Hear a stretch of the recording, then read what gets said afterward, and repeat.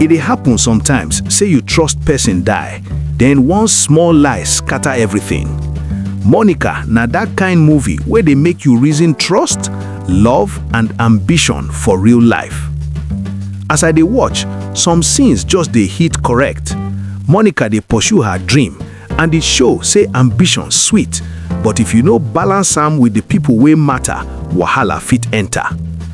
Another moment, John Ekanem show how small lie fit shade to relationship.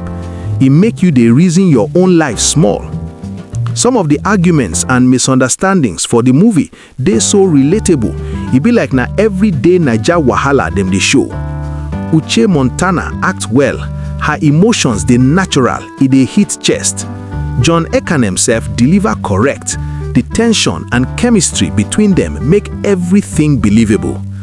So the koko be this: if you dey Monica's shoes, you go chase your dream fully or you go protect the relationship too?